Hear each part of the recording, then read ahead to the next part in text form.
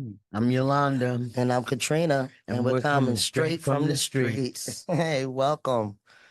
Today we have a special guest in the podcast studio, a lifelong member, BFI. Am I saying that right? Yeah, Yes, coordinator. Program coordinator, yes. Rey Ortiz. Yes, and we welcome you, Ray.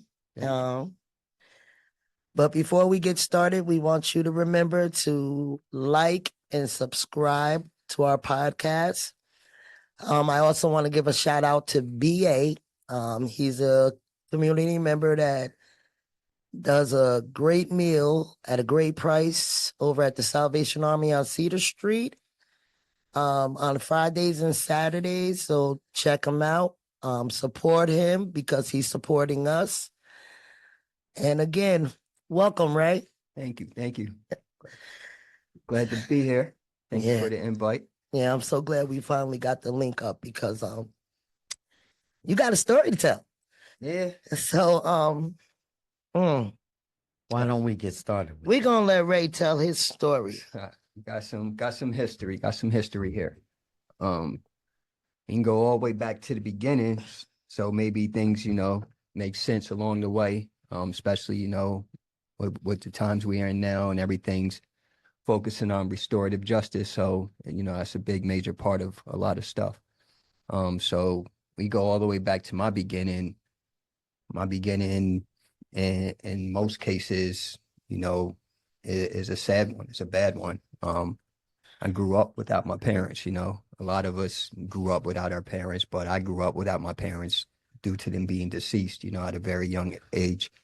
I was only 4 months old, so that's pretty much the start of my life right there. Starting out with that trauma, and at that, back then, nobody thought about getting us therapy or anything like that. They didn't think about our mental health, how this stuff might affect us later on in life. So I grew up like that. Raised by my grandmother, though, great woman. So I did have a good upbringing. Can't take nothing from that, but still was easily influenced, by these streets and everything. Things that I grew up around, my aunt, we grew up in the same house together. And unfortunately, at one point in her life, she ended up, in these streets doing drugs and everything. And I witnessed a lot of that, just the different people that she brought me around, the different influences, everything, which is what ended up leading me into selling drugs myself, Well, let me ask you a question before you start talking about selling drugs, because you said, and I can identify with it, that's the crazy part. Yeah. When we have a trauma in our lives as children, that our parents, grandparents, caregivers, whoever's in charge of us, excuse me, doesn't realize the impact that it has on us. Yeah. And we act out in ways trying to let them know that, something ain't right. And instead of them acknowledging why we might be acting out, we're just stigmatized as bad kids. Yeah. So with your situation, what was your outlet for that pain as you got food? No. I said, you see how skinny I am. I was about to say, yeah, was it that way? Nah, I said, ooh. Okay. Because I know for myself, when I dealt with my pain, I would unleash it on other people. So what was your outlet as you got older and you realized you had to release it? Yeah. Honestly, and I didn't realize what my outlet was until I was much older, and reflected on it. But I was really promiscuous sexually, I believe that was my outlet, womanizing, I grew up, and seeing my grandfather and his brother I couldn't tell you how many children they got between them, but you know, Yeah. it populated half of the city, you know, and I grew up watching that, and I'm thinking, you know, this is why I was behaving that way. I was influenced by them or whatever. But, you know, looking back in hindsight, that was my relief. That's my outlet. Yeah, being promiscuous, and then it led to me having children at a young age, you know, which ended up just repeating the cycle because now I'm a child having a child. So at that time, I wasn't really much of a parent, you know. Okay. So just continue things going. So you said that your aunt kind of influenced the direction of life that you took? Yeah, yeah. I don't. My choices was my choices, you know. So I'm not putting it on my aunt, but you know, and we talk about this a lot too, she and I, and just like she taught me a lot of things in life, and none of them was good, you know. Okay. Whether it was directly or indirectly, she was influencing me, you know. And, Right. so being around, you know, whether it's her in the corner in my bedroom lighting up that lighter and stuff, and I'm waking up hearing all the different flicks or whatever, or whether it's her having me around, you know, older drug dealers and stuff, and having them influence me and get me into the game, you know, later on in life. So yeah. So Wow. how long was you in the game? Oh man, you know, it wasn't very long. It was sporadic. So when I first ever got in, I might have been about 14, 15. I remember because I actually had just started working at McDonald's. I probably was there like 2 or 3 days, and then I'm actually in the car with my aunt and this guy. And when my aunt got out the car, me and my other cousin, we was in the car and we like, yo, put us on, blah, blah, blah. And sure enough, he did. And it was a big difference in the money, you know, between McDonald's and what I was getting in the street. So that was it for me. Um, like I said, that was around 15 or so. So did that. That was real short run though, actually, because my grandmother found out what was going on. So Yeah. yeah. So she put it into that. But then once I was done with high school, you know, I got back into doing that stuff. So now in my early 20s. So I would say about 2, 3 years, maybe, you know, was Okay. really, yeah. Well, Yep. see, that's a good thing too, because some people start that lifestyle, get in that game and can't get out. Hmm. So you said you became a parent at a very young age. Yes.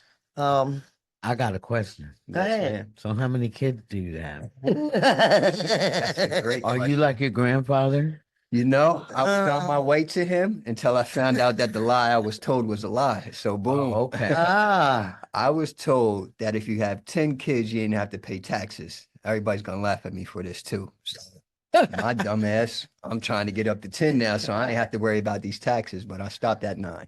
So Because you found out it wasn't the truth. found out Huh? it wasn't yeah, it was a lie. You know, all you had was Yeah. 9 kids you had to pay for now. Oh, you saying all I had was 9. You making it sound a little, but thank you. Yeah. I'm Yes. sorry, guys, but you know, I mean, like, hey. Yes. So, how old was you when you had your first kid? Man, 18 when I had my first. My first 3 are actually all 9 months apart. So I had one at 18, 19, and then my third one was born 2 days after my 20th birthday. Hot diggity dog. Yeah. Okay. Yep, You know what I yep. mean? Yeah, you are your grandfather's Yeah. grandson. Yeah. Yes, you are. So, tell me, What when changed? When did it? when did it become clear that okay, this ain't for me. I got some children out here now, Mhm. and I just need to step up and do the right thing. When I finally got hit with some real time, you know, I did many county bids before and everything, but then the first time they sent me up was 4.5 to 9, you know.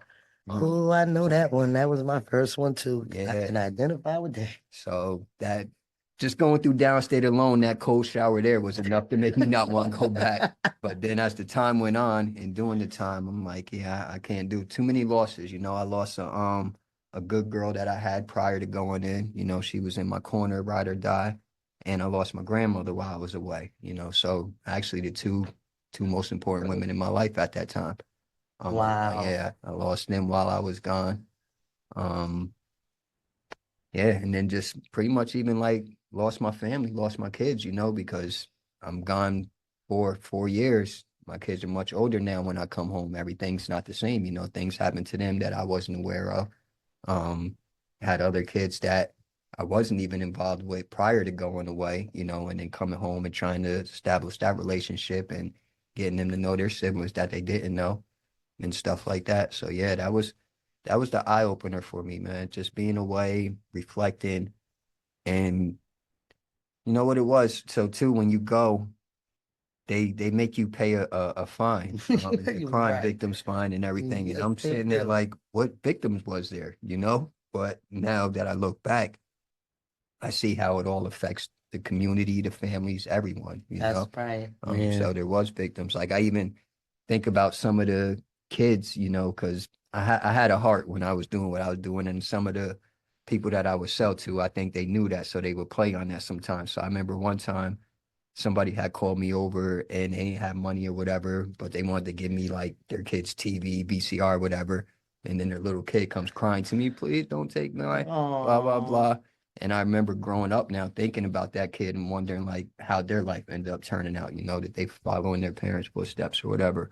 wow. But yeah, all that just wanted to come home and do better, you know? So sitting there reflecting is when your transformation started. Yes. So can you tell me about your transformation and where your transformation led you? Mm. My transformation, it led me to begin with humbling myself, you know. I'm in the streets and making money, living a certain lifestyle. And so to come home and I'm now working at KFC, that was a big humbling experience. Right.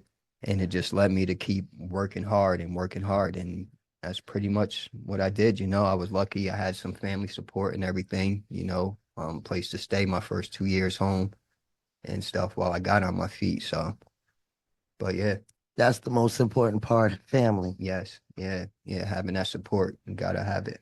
It's, you know, I credit my daughter actually a lot with me being able to stay home, you know, whether she knows it or not. But Well, when I she'll first, know it now. yeah, when I came home, a lot of my time was spent with her.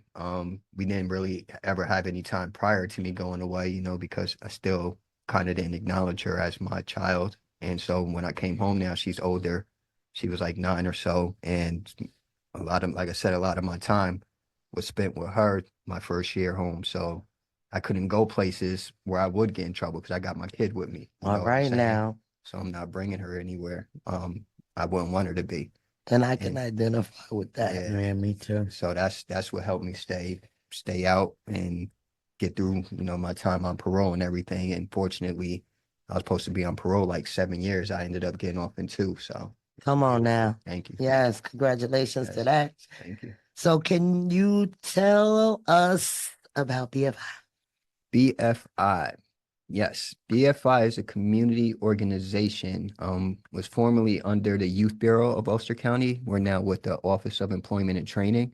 Um, So the initials BFI stands for Brighter Futures Initiative, and we work with at-risk youth in the county as well. It's supposed to be throughout the county, but right now we're only working with 2 cohorts, which is Ellenville High School and Bosse's school and stuff. We're trying to work something out so we can get back into Kingston as well and give Kingston students some support, you know, 'cause we Okay. need it here. Oh, okay. So brighter futures. Yes. That's wonderful. Hmm. And for you to be a part of that Yes.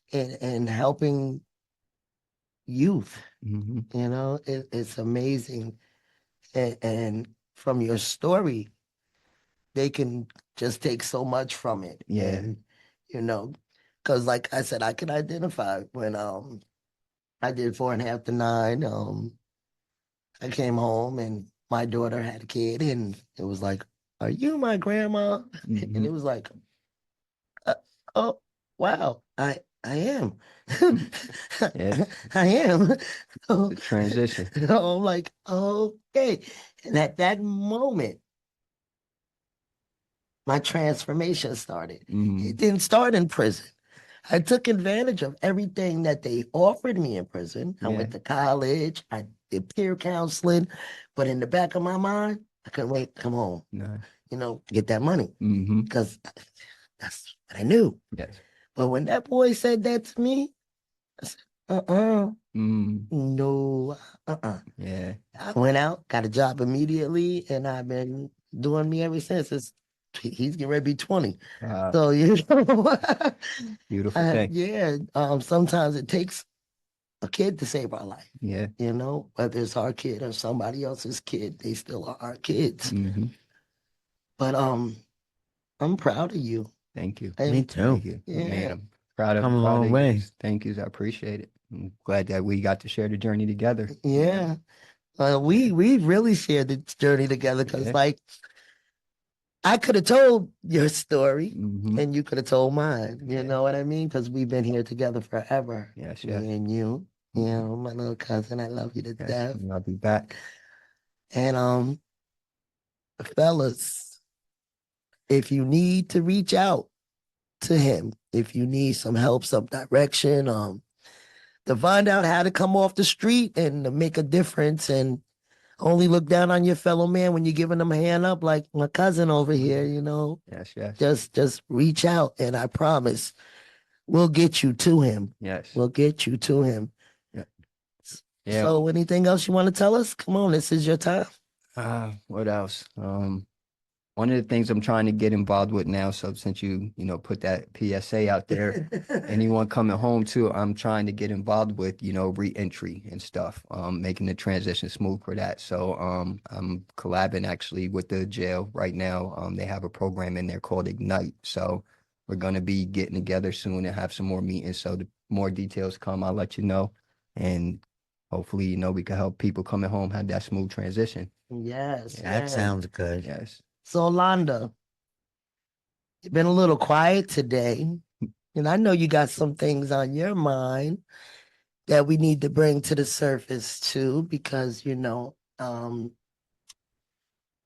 gentlemen that we know that don't get the same help that the women get Right. when they have custody of their children. Right. So I know you got some things on your mind, and we need to put that out there.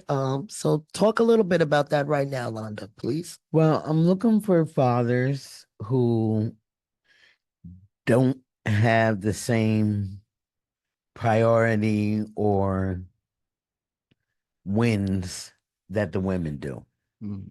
with getting their children, seeing their children, trying to get an apartment so that they can get their children, Mhm. things of that nature. So we put it out there, but I'm going to put it out there again and see if we can get some holders, because I believe that each one teach one. And if we can help the fathers in any way with getting the information or Support.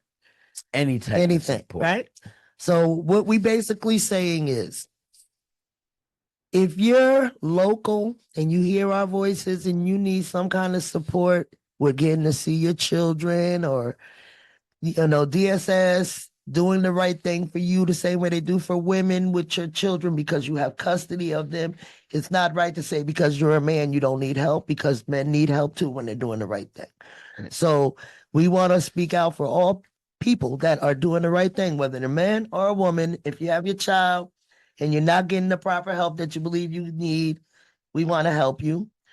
Rey, we want to have you back again. So We you could could tell talk us. about Ignite. Yes. Yes. Yeah. The more information I get about it, I'll definitely love to share Right. with you guys. Right. And again, it was an honor to have you here. Thank you for sharing your story. Thank you for letting us know that transformation is real. We do change, and keep giving back to this community. Keep giving back to it. It's ours. Gotcha. And that's what we gonna keep doing, is because we are Yolanda. and Katrina, and we bring it to you straight from the streets. All right.